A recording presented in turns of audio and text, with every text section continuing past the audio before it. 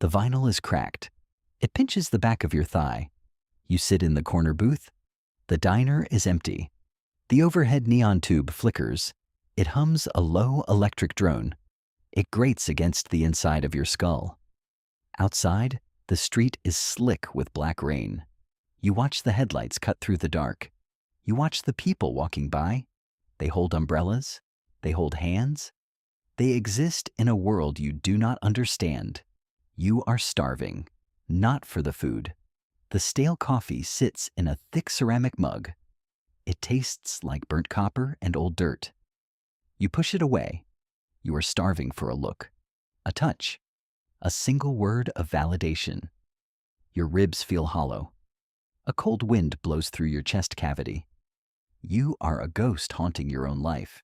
You are invisible. You look at your hands. The skin is pale. The knuckles are tight. You trace the rim of the coffee mug.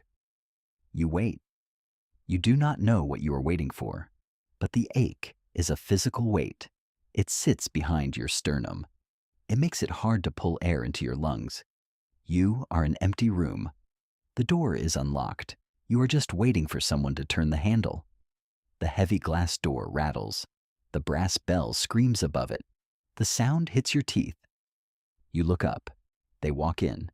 They shake the wet cold off their coat. They carry a smell. Expensive cologne masking something sharp. Ozone. Gun oil. Something dangerous. They do not look at the counter. They do not look at the menu. They look straight at you. The eye contact is a physical strike. It pins you to the red vinyl. They slide into the booth opposite you. The table shakes. Their knee brushes yours. The contact sends a jolt of raw voltage up your spine. Your breath catches. They smile. It is practiced. It is perfect. They speak. The voice is low. It vibrates in the damp air. They tell you exactly what you want to hear. They see you. They understand you. They pour a feast of attention right onto the sticky table. Your brain floods. Dopamine, serotonin, a chemical tidal wave. The cold wind in your chest stops. The hollow room fills with blinding hot light. You gorge yourself on it. You eat the praise. You eat the affection.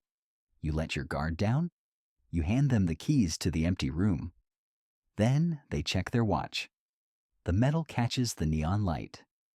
A sharp glint. They stand up. The warmth vanishes. The air turns freezing.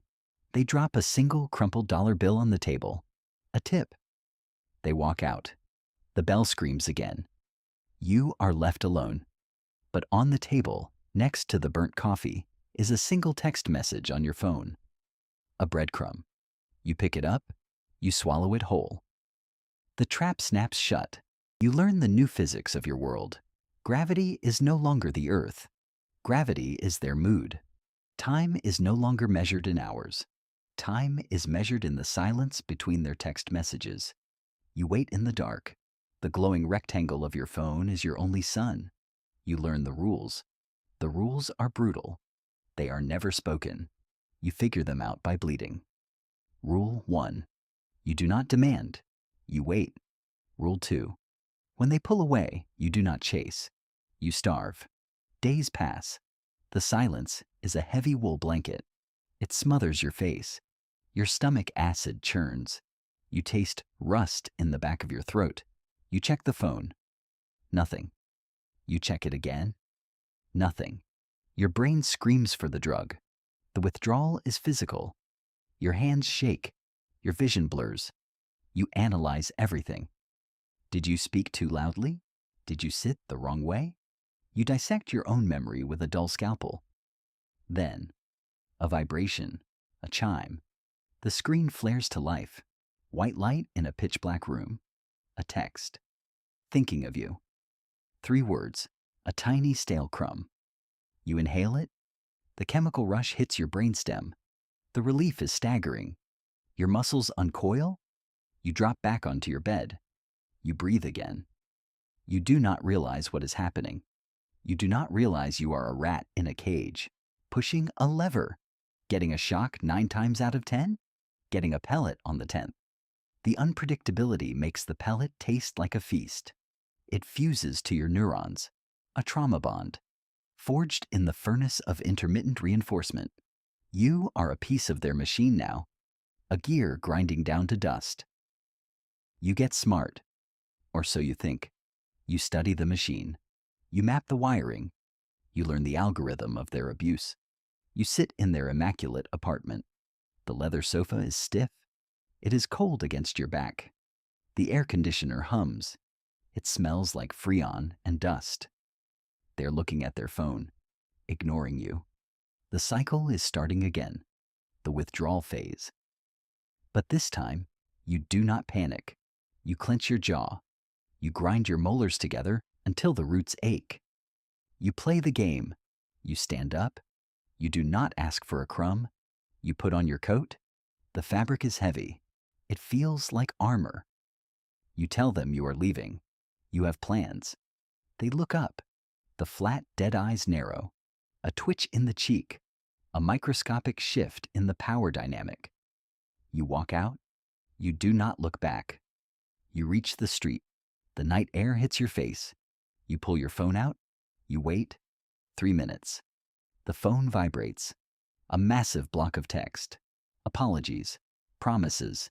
A sudden, desperate feast of words. You smile. It is a thin, cruel smile. You taste blood from your bitten lip. You think you have the control. You think you hold the leash. You ration your own replies. You measure your words. You become cold. You become calculating. You survive by becoming a mirror of the monster. You live in a state of hypervigilance. Your eyes scan every room for threats. Your ears listen for the slight change in their breathing. You are a detective in your own romance, gathering evidence, building a case. You think this is power? You are wrong. You're just a prisoner who managed to steal a guard's uniform. You are still inside the walls. The illusion shatters. It always does. You push the game too far. You demand a full loaf of bread. You demand a real answer. You stand in the kitchen. The overhead light is a blinding, naked bulb. It casts harsh black shadows under their eyes. You back them into a corner. You lay out the evidence, the lies, the disappearing acts, the crumbs. You expect the feast of apologies. You expect the rush of power. Instead, the mask drops. Completely. The skin on their face goes slack. The eyes turn into flat black pits, like staring down the twin barrels of a shotgun.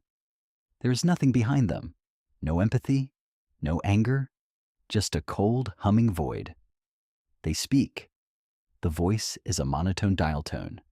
They do not yell. They dissect you.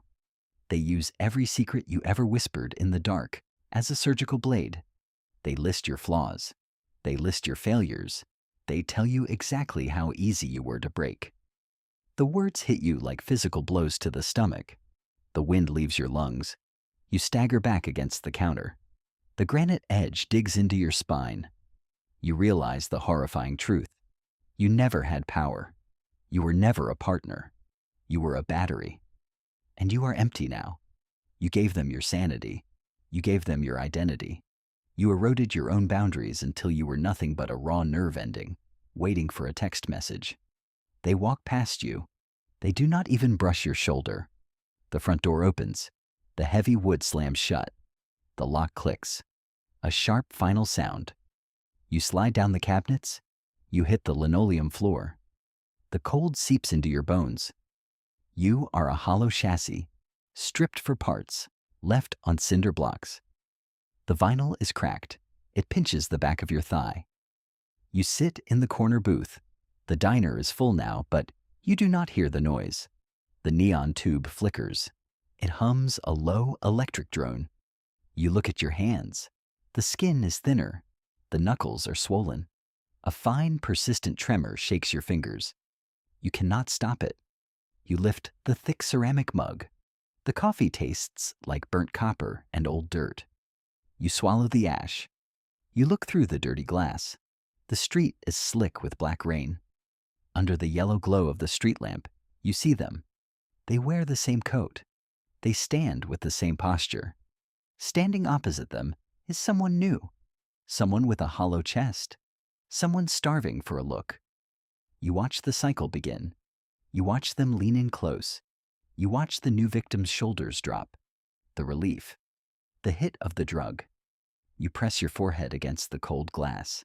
It leaves a greasy smudge. You want to scream. You want to run outside and shatter the illusion. You want to warn them about the breadcrumbs. You want to tell them about the trap. But your throat is full of dust. You cannot speak. You just watch. You watch the new Mark smile. You watch them take the first bite. You sit in the dark. You listen to the neon hum. You finally understand the rules. The house always wins, and the game never stops.